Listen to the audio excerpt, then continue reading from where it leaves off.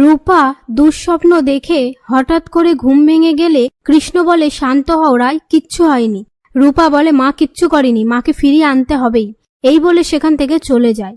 এরপর রুডির বডি সেনগুপ্ত বাড়িতে আনা হলে সোনা বলে, আমি কি ওর মুখটা দেখতে পারবো না? পাশ থেকে মহিলা পুলিশ বলে, আসলে পোস্টমর্টমের সময় শর্ট সার্কিট লেগে মর্গে অনেকগুলো বডি পুড়ে গেছে, তার মধ্যে আপনার হাজবেন্ডের বডিও ছিল।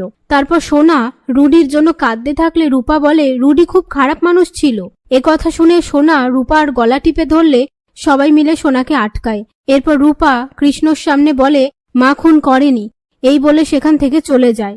ওদিকে থানায় পুলিশ অফিসার অসুস্থ হয়ে অজ্ঞান হয়ে পড়ে থাকলে দীপা পুলিশ অফিসারের জ্ঞান ফেরায়। সেই মুহূর্তে সেখানে ডক্টর এসে বলে, ওনার হার্ট অ্যাটাক হয়েছিল, ইমিডিয়েটলি হসপিটালে নিয়ে যেতে হবে। দীপা বলে, আমি ওনার হার্টের সঙ্গে সঙ্গে চাপ দিয়েছি। এদিকে রুডিরকে সৎকার করার সময় কুন্তলা এসে কাঁদতে থাকে। তারপর রুডির সৎকার হয়ে গেলে কুন্তলা সোনাকে বলে, আমরা এবার কি নিয়ে বাঁচবো, চলো আমরাও রুডির কাছে চলে যাই।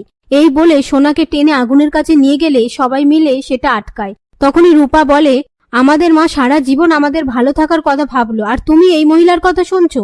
সোনা বলে, তুমি মাকে একটা কথাও বলবে না। এই বলে সোনা উত্তেজিত হয়ে পড়লে রূপা বলে, মা কিচ্ছু করেনি, যা করার আমি করেছি।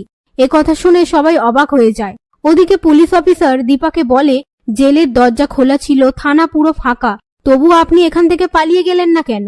দীপা বলে, আপনি অসুস্থ, আপনাকে এই অবস্থায় ফেলে রেখে আমি কি করে পালিয়ে যাই?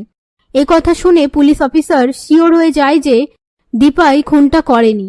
পরের দিন সকালবেলায় কোর্টে সূর্য দীপাকে বলে, তুমি কিন্তু এখনো সব সত্যিটা আমায় বললে না, এর জন্য আমার চোখের দিকে তাকিয়ে কোনো কথা বলতে পারছো না। রূপা কিন্তু সব সত্যিটা আমায় বলে দিয়েছে। এরপর দীপা আপন মনে বলে, রূপা মায়ের দিব্যি ভুলে গেল, সব সত্যি বলে দিল ডাক্তারবাবুকে। ডাক্তারবাবু রূপাকে বাঁচাতে যা যা করার তাই তাই করবেন, উনি আমাকেও শাস্তি পেতে দেবেন না। এবার আমি কি করব? ডাক্তারবাবু নিজের মাথায় সব দায় নিয়ে আমাকে আর রূপাকে বাঁচিয়ে দেবেন।